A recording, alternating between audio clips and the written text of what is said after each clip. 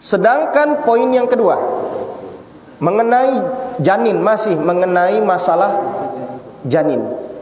As-saqtu idza lam ya'ti alaihi arba'atu ashhurin fa innahu la yughassalu wa la yusalla alaihi. Kalau ada janin kemudian lahir di sini umur kondisi janin itu belum sampai 4 bulan. Tolong dicatat. Maksudnya di sini keguguran. Ada kan perempuan keguguran, kandungannya belum sampai 4 bulan. Keguguran. Maka ulama bersepakat bahwasanya janin atau bayi yang keguguran yang belum umurnya 4 bulan di dalam kandungan, maka hukumnya tidak disolatkan dan tidak dimandikan. Tidak disolatkan. Wa yulaffu fi khirqatin wa yudfanu min ghairi khilafin baina jumhuril fuqaha. Hanya saja cukuplah bagi orang-orang untuk membungkus itu janin. Tidak usah dimandikan, tidak usah disolatkan, cukup dibungkus dengan kain kafan saja lalu dikuburkan. Hal ini tidak ada pertentangan di antara para ulama-ulama fikih. Jadi kata kuncinya, kalau ada betina bunting, bayinya baru 3 bulan keluar keguguran, sengaja atau tidak sengaja. Sengaja itu digugurkan, sengaja aborsi. Atau tidak sengaja, mungkin dia ke kamar mandi, tercampak, terdodok, metu itu bayi, baru umur 3 bulan, belum 4 bulan. Maka otomatis tidak usah dimandikan, tidak usah disolatkan, cukup bungkus kain kafan langsung dikubur. Fa in ata alaihi arba'atu ashhurin fasaidan. Nah, ini poin berikutnya.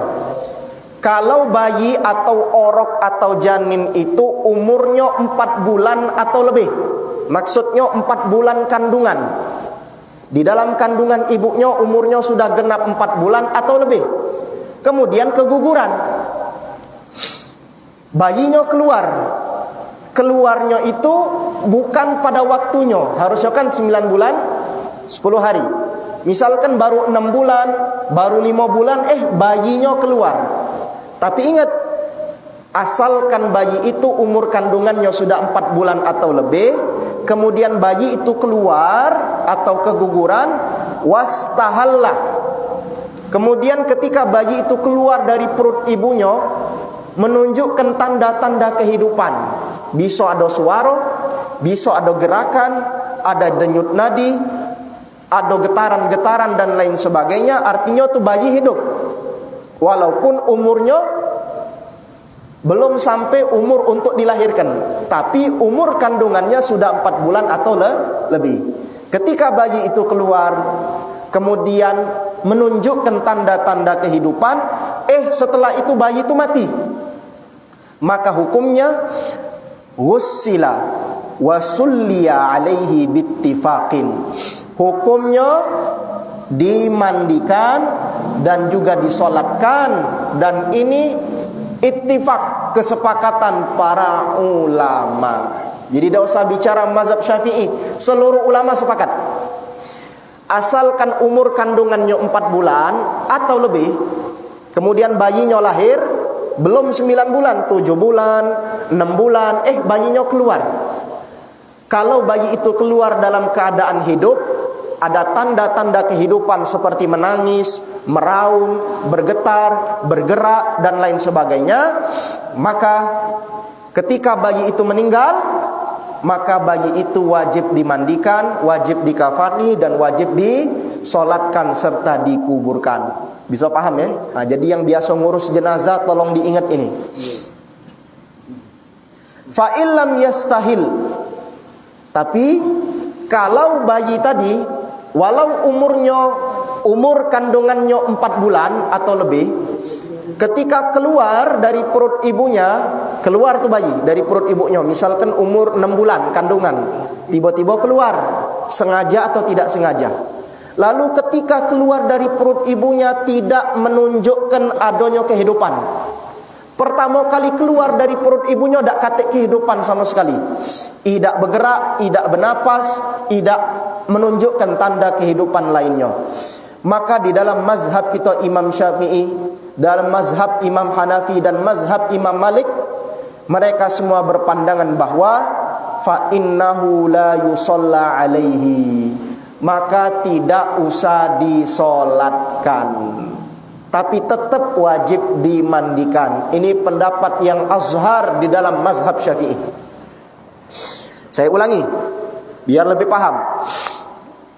Kalau bayi itu 4 bulan atau lebih umur kandungannya, kemudian keluar dari perut ibunya sebelum waktu yang harusnya keluar. Biasanya kan ibu-ibu melahirkan 9 bulan baru lahir.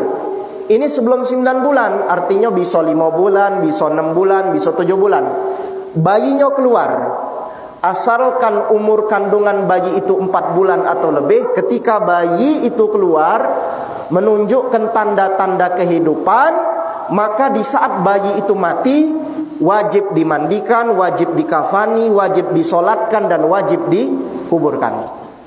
Tapi kalau bayi itu keluar dari perut ibunya, walaupun umurnya 4 bulan atau lebih, 4 bulan atau lebih, misalkan umur 7 bulan kandungan, keluar bayi dari perut ibunya, tapi ketika keluar dari perut ibunya itu bayi sudah dalam keadaan tidak menunjukkan tanda kehidupan, tidak bergerak, tidak bersuara, dicek denyut nadi tak katik, jantung tak katik, sudah mati, dalam keadaan lahir sudah mati dari sananya.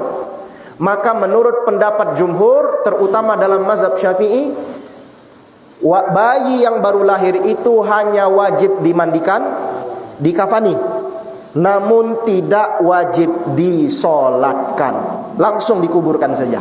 Ini pendapat yang azhar di dalam mazhab kita Imam Syafi'i, termasuk pendapat yang dipegang mazhab Abu Hanifah dan mazhab Imam Malik. Bisa paham ya?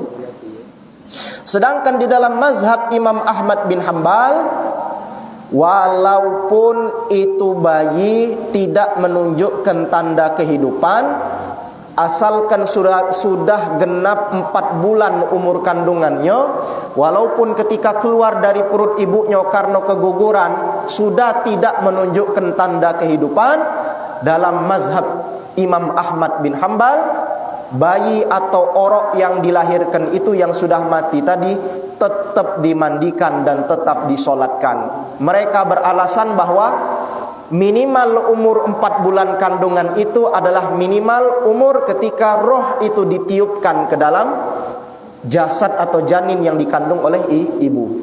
Banyak dalilnya, ketika genap umur 4 bulan kandungan, maka Allah mengutus malaikat untuk meniupkan roh ke dalam tubuh atau janin yang dikandung oleh sang ibu tadi. Ini dalam pendapat Imam Ahmad bin Hanbal. Jadi tetap disolatkan walaupun dia keluar dalam keadaan sudah mati. Tapi dalam mazhab Syafi'i, mazhab Hanafi, dalam mazhab Hanafi, Maliki, Syafi'i, 3 mazhab jumhur, kalau dia 4 bulan atau lebih umur kandungan, kemudian keluar sudah dalam keadaan mati, maka cukup dimandikan dan dikafani saja, tidak disolatkan. Jadi tidak usah disolatkan. Tapi kalau keluarnya dia menunjukkan tanda kehidupan, lalu bayi itu mati, maka dimandikan, dikafani, disolatkan, karena ada tanda kehidupan ketika keluar, lalu dikuburkan. Bisa paham? Mudah-mudahan bisa dipahami ya. Saya kira untuk malam hari ini 2 poin saja